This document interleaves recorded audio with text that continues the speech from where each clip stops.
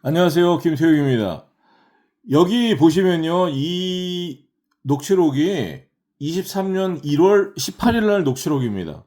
여기 보시면 제가 이렇게 말하고 있습니다.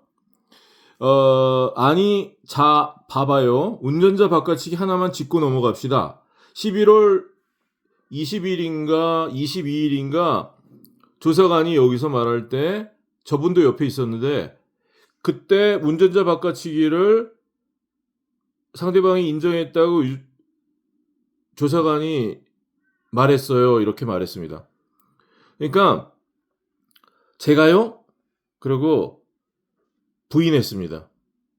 11월 22일 날 그렇게 상대방의 운전자 바꿔치기를 부인하지 않는다고 말했었어요. 그리고 이 자리에 청문관이 있었습니다. 여기 보세요. 여기 청문관인데 아니 잠깐만 이거 짚고 넘어가야 돼. 그리고 지금 운전자 바꿔치기 짚고 넘어갑시다 이랬어요. 이 자리에 청문관 교통조사팀의 다수인 그리고 담당 조사관 다 있었습니다. 이들이 23년 1월 18일 날 운전자 바꿔치기를 부인했어요. 그 전에 어떤 일이 있었는지 제가 녹음을 들려드릴게요. 이 영상마다 다르니까 다시 들려드릴게요. 22년 10월 18일 날 운전을 했다고 거짓말을 했던 남자가 목격자가 있다고 그러니까 여자가 운전했다고 말했습니다. 자, 들어보세요. 차에 지금 선생님 차에 타고 있던 그 사람이 몇 명이에요? 네? 그러니까 운전석에 선생님 타고 계셨고 운전하셨던 분은 선생님 그 아닌가 봐요? 아니죠. 배당하고 옆에 여자친구, 그다음 뒤에 다섯 명. 그 조수석에는 누가 앉았었어요? 거기 주차하실 때. 그때 본 사람들이 그 여자분이 운전하고 왔다고 그랬어요. 예. 이게 돼요. 그 차에 자, 맨 처음에요.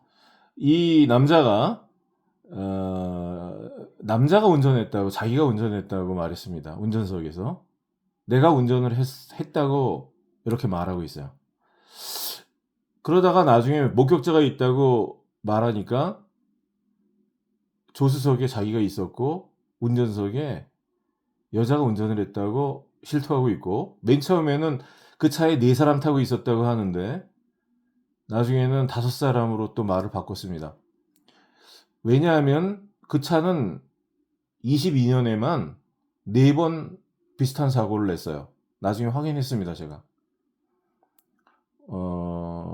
정비 공장을 통해서 그들 조서를 통해서 자동차 등록 그런 등록증 그 사본을 통해서 제가 이제 그런 것들을 확인할 수 있었어요.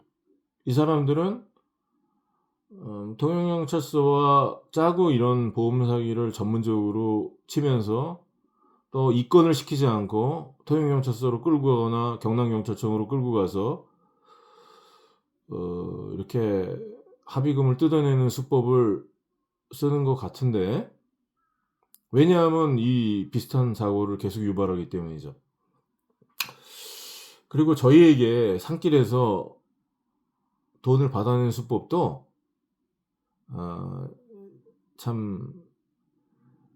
돈을 주지 않으면 안 되게끔 통영경찰서를 적절히 이용하는 거.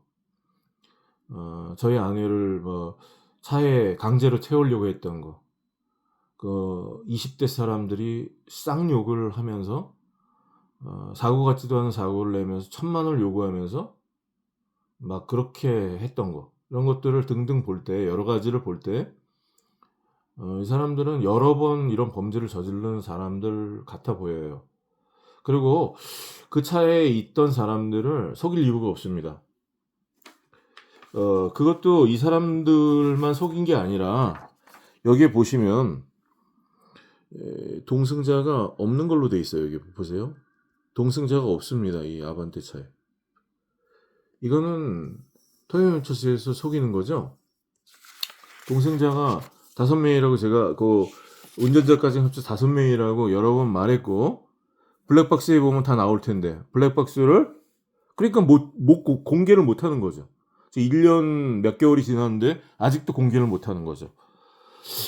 그리고 제가 이제 요 아까 녹취록은 23년 1월 18일이에요. 한 달 전에, 그러니까 22년 12월 26일 날 청문관에게 아까 들려드렸던 그 녹음을 들려줬습니다.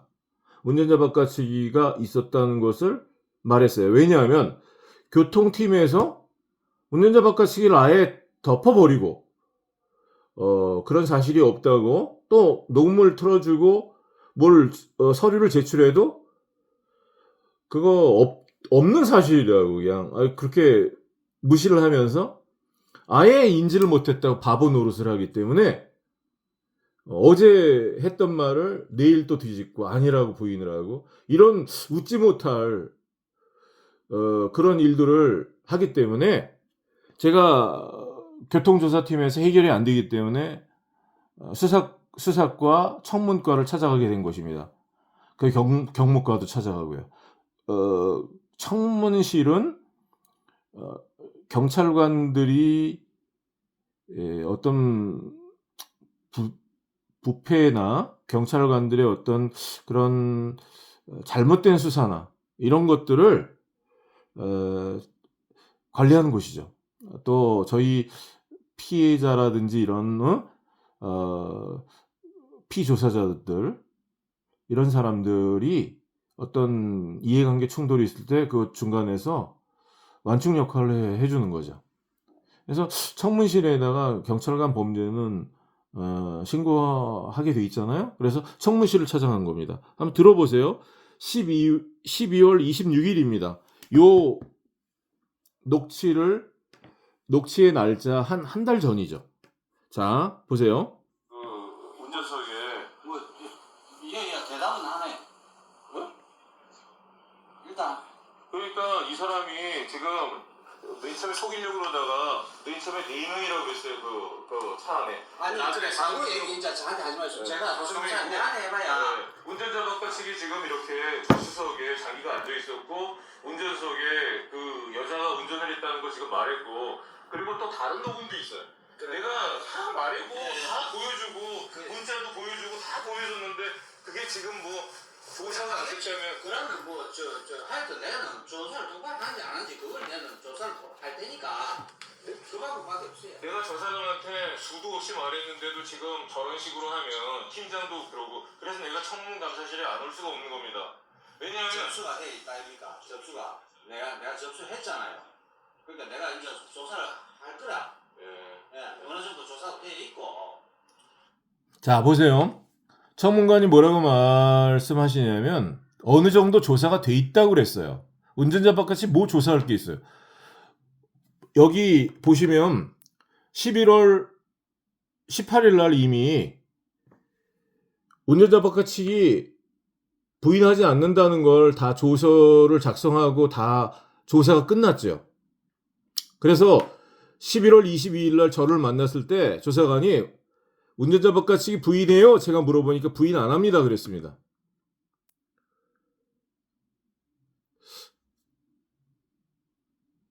범인이 운전자 바깥이 했다고 아까 시인했고, 조사관이 부인하지 않는다고, 상대방이 운전자 바깥이 부인하지 않는다고 말했고, 그리고 이런 공문서에도 처음에는 남자가 운전했다 그러고 여기는 여자가 운전했다 그러고 다 공문서에도 남아있고, 이거 말고도 다른 것도 있어요. 근데 다른 거 필요가 없죠. 제가 이렇게 다 명백한 거를 이 청문관도 녹음해서 내가 접수를 했다, 청문실에서 접수했다, 이 사실을. 그리고 수사가 돼 있다 그랬는데, 이제 운전자 바깥치기를 인정할 경우에 다른 여자들이 많이 나오는 거예요. 전에 보험 사기를 쳤던 것들도 다 나오겠죠. 그렇게 입건 받으면 송치해야 되고 그 과정에서 그걸 덮을 수가 없죠. 보험 사기를 한두 번 쳤겠습니까? 그리고 이런 식으로 산길 같은 데서 사고 내고선 협박도 하고 반 공갈이죠. 경찰서로 끌고 가려고 그러고 또 경찰서에서 그거 조사해 주겠습니까? 조사해 주는 사람들이 이렇게 명백한 운전자 바깥치기 이런 거를 한두 달, 세 달 이렇게 끌다가 뒤집겠어요? 이거 완전히 뒤집는 거죠. 부인을 하지 않는다고 그랬는데 이렇게 녹음에도 다 조사가 돼 있다고 했는데 여기에 보면 이날 23년 1월 18일 날 청문관이 오라 그래 갖고 이 교통조사관이랑 그래서 제가 간 겁니다.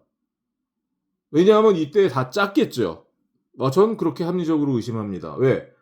가만히 있는 사람을 왜 오라 그러냐면 이제까지는 숨겨뒀던 영상을 다 보여주겠대요.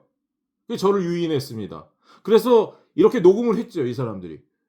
그리고 처음부터 남자가 운전한 적이 없고 여자가 운전했다. 이렇게 했죠. 여기 보면 청문관이 이렇게 말하고 있습니다. 운전자 바깥치기 짚고 넘어갑시다 그랬어요. 그리고 쭉 이렇게 하다가 제가 운전자 바깥치기 하나만 짚고 넘어가요.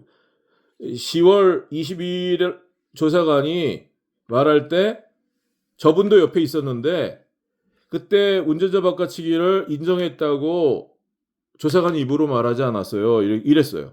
그러니까 제가요? 그러고 부인합니다. 여기 운전자 바깥치기 부인하지 않는다고 그랬는데 내가 이 녹음이 있었는지 몰랐죠, 이 사람들. 제가 이 녹음을 경찰서에서 공개하지 않았습니다. 또 그러면 또 허위 문서를 또 만들어 놨겠죠. 또 다른. 그리고 제가 지금 이렇게 공개하는 것도요. 이건 법적인 분쟁 때문에 하는 것이 아니에요. 이런 것들을 통해서 시청하시는 시민 여러분들께 조심하시라는 의미입니다. 이거 내가 공개하면 또 무슨 허위 공문서나 허위 증인이나 이런 걸 또 만들 가망성이 큽니다. 그래서 좀 아시는 그런 시민들께서 증거 공개하지 말라고 하세요. 내가 이들을 어떻게 싸워서 이기겠습니까? 이거 내가 제출한다고 해서 수사해 줄까요? 이게 무슨 수사가 필요합니까? 본인들이 운전자 바깥치기 했다고 범인이 말했고 그 사람들이 여러 교통사고를 유발해서 그런 식으로 보험 처리를 했고 보험 사기죄도 있고 일반 사기죄도 있고 범인 도피도 시켰고 또 조사관 입으로 부인하지 않는다고 말했고 또 청문관도 다 녹음을 듣고 다 알아들었고 어떻게 빠져나가요? 그래도 운전자 바깥치기가 아니라는데 교통팀에서 또 지금까지도 어디 수사 서류에도 없습니다. 공소장에도 없습니다. 오히려 제가 보험 사기를 고소 고발했더니 그게 무고래요. 그래서 보험 사기꾼들이 저를 무고로 걸었는데 내가 범죄 사실을 적어서 제출한 그 신고서는 입건을 시키지 않고 대구 성서경찰서에서 사기꾼이 제출한 제가 무고를 했다는 거죠. 그거는 받아서 어떻게 항거하지 않는 사람, 따라가겠다는 사람 손에다가 수갑을 채워서 끌고 갑니까? 이게 지금 우리나라의 검수완박 이후에 나타나는 부작용입니다. 경찰이 가져서는 안 될 수사권을 가지고 있는 것이라고 생각합니다. 의사는 함부로 진단서를 끊어주지 않습니다. 1,000만 원을 준다고 진단서를 허위로 끊어달라고 해보세요. 의사 면허를 위해서 얼마나 수고하고 얼마나 많은 비용을 지출했습니까? 그래서 의사직을 걸어놓고 사법 처리될 각오를 하고 1,000만 원, 5천만 원, 1억을 받고 쉽지 않을 겁니다. 그거 허위로 진단서를 끊어주는 거. 그런데 경찰은 그 직업의 그 난이도가 그 직업군에 들어갈 때 의사나 판검사보다 아주 쉽지요. 그 교통조성한 월급이나 여러 가지 처우나 그런 걸 볼 때 몇 억짜리, 뭐 몇십억짜리, 뭐 100억이 넘어가는 어떤 그런 사기 사건 그런데 이렇게 뒤집어 놓으면 부채도사 복채를 뒤에서 받아주면 그 경찰 옷 벗어도 아쉬울 게 없죠. 잃을 게 없는 거죠. 잃을 게 없는 사람에게 수사 종결권, 수사권을 준 겁니다. 수사권을 줬다는 것은 범죄가 인지되지 않으면 수사를 하지 않아도 된다는 권리를 준 겁니다. 명백한 전세 사기범이 있는데 누가 봐도 고의성으로 그렇게 했는데 몇백억을 해먹었는데 그 사람들한테 몇십억을 뒷돈을 받으면 그 범죄 사실을 다 덮을 수 있는 것입니다. 그리고 그거 나중에 처벌을 받더라도 뭐 잃을 게 없어요. 판검사는 변호사 나중에 개업을 못하지 않습니까? 그게 꼬리표가 따라가지 않아요. 망신도 당하고 그 이름이 다 있지 않습니까? 자기 사건에. 그래 지금 이렇게 인터넷이 전 국민이 인터넷을 통해서 사건 사고를 보는 시대에 누가 자기의 그런 명예와 일생 동안 따라가는 이런 범죄 사실들을 놓고 판사, 검사, 의사 이렇게 힘들게 그 획득한 그런 지위를 걸어놓고 사법 처리될 수도 있는 그런 것들을 걸어놓고 이런 일에 몇백만 원, 몇천만 원짜리 일에 끼어들어서 이렇게 문서를 위변조하고 허위로 작성하고 이렇게 말도 안 되는 일들을 하겠습니까? 그러고도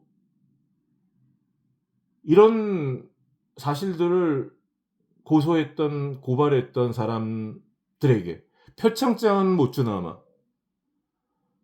무고죄로 명예훼손으로 걸어서 몇 개의 재판을 걸어서 구공판에 회부하는 거 가짜로 사료되는 영장을 가지고 와서 원본이라고 속이면서 그 일반 시민들은 속을 수 있어요. 저도 이 일을 통해서 깊이 이렇게 들여다봤기 때문에 알았던 거죠. 저도 형사사건에 연루된 적이 없기 때문에 체포영장을 구경한 적도 없어요. 그렇지만 이렇게 뒷덜미가 잡히는 거죠. 뒷덜미가 잡혀도 아직도 댓글에 누가 이기는지 보자. 이런 댓글을 써서 올리는 그 부끄러움을 모르는 그들을. 시민 여러분, 어찌하여야 합니까?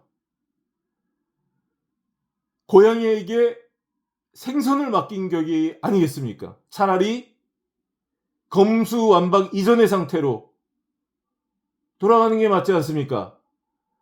검사는 보통 이런 사건에 한 사람이 맞지요. 뭐 특수사건이 아니니까 간단한 거. 요거 뭐 처리 길도 간단하죠. 이런 거 뭐 제가 전문가가 아니라 조서 작성해서 이렇게 깔끔하게 처리하라고 그래도 저도 한 2, 3일이면 충분히 해결할 요거 깔끔히 해가지고 공정하게 할 것 같아요.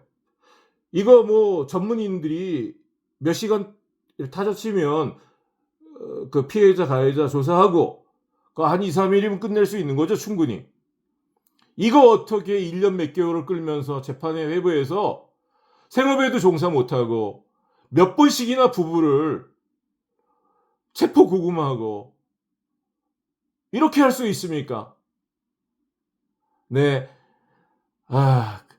그렇습니다. 그 시민 여러분 평안한 오후 보내시길 바라고요. 그리고 이런 사건에 우리가 피해갈 방법이 없어요. 길을 걸어 당기고 자동차를 운전하고 걸어다가다 옆에 사람이랑 툭 부딪힐 수도 있고 으슥한 곳을 지나갈 때도 있고요.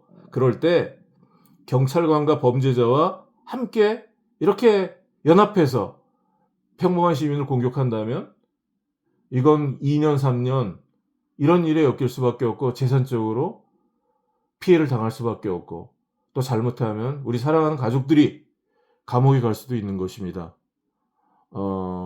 저는 몇 개의 재판에 대기 중입니다. 무고래요. 제가 명예훼손했대요. 이런 사람들이 범죄자 아니에요. 경찰관, 보험사기꾼. 내 보험사기꾼한테 보험사기꾼이라고 한 게 명예훼손입니까? 그것을 들으시고 시민 여러분들께서 조심하셔야 되지 않겠습니까? 이런 것들을 인터넷에 공포할 때, 게시할 때 동종 범죄가 줄어들겠습니까? 늘어나겠습니까? 범죄가 줄어들죠. 이런 일을 생업으로 했던 사람들이 조심하겠죠. 안 하겠죠. 아니면 그 경찰관들도 이런 사람들과 짜고 시민들을 약탈했던 그런 나쁜 경찰관들도 지금 마음이 뜨끔하겠죠. 이게 전국적으로 조사를 하면 지난번에 이렇게 나쁜 짓을 했는데 이거 다 드러나면 어떨까? 겁이 나겠죠. 그러니까 이런 범죄가 줄어들겠죠. 전 공익적인 효과가 분명히 있다고 생각합니다. 그리고 실제로 제가 공익이 아니면 이걸 말씀드릴 이유가 없어요. 협박받으면서 무고죄로 명예훼손으로 고소당하면서 내가 이걸 말할 필요가 없습니다. 그리고 이런 게시물들을 통해서 협박했던 부채도사님들 걸어요. 뭐 몇 개를 걸었는데 나는 당신들이 범죄자라고 생각합니다. 공정한 수사기관이 아니라 범죄 집단같이 저는 그런 생각이 듭니다. 또 명예훼손이라 그러면 또 고소장 제출해서 또 구공판 만드세요. 감사합니다. 좋은 시간 보내시기 바랍니다.